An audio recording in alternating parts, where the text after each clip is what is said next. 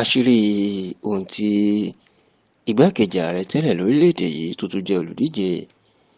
ní fún ipò ààrẹ lábẹ́ ẹgbẹ́ òṣèlú People's Democratic Party (PDP) nínú ètò ìdìbò ọdún tó kọjá yan Alhaji Atiku Abubakar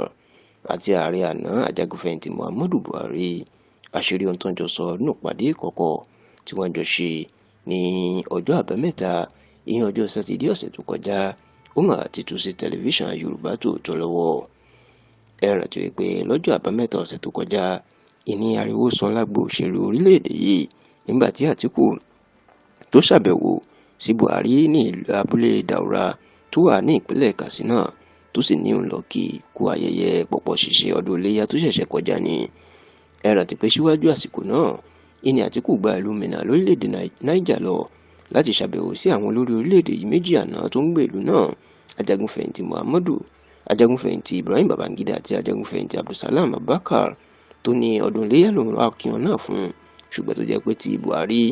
ló fa ariwo ńlá nítorí pé Buhari sì wà nínú òṣèlú, àwọn Babangida ò sí nínú òṣèlú mọ́ tiwọn, àti pé ẹgbẹ́ òṣèlú Àtíkù àti Buhari ó yàtọ̀ síra wọn. Ṣùgbọ́n kí ni Buhari àti Àtíkù jọ sọ? Tẹlifíṣàn Yorùbá Tòótọ́ gbọ́ pé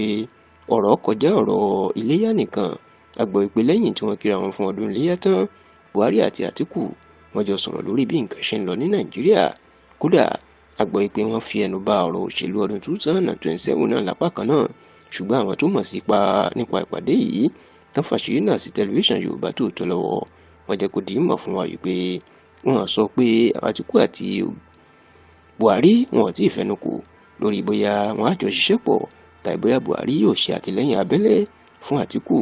ṣùgbọ́n tán ni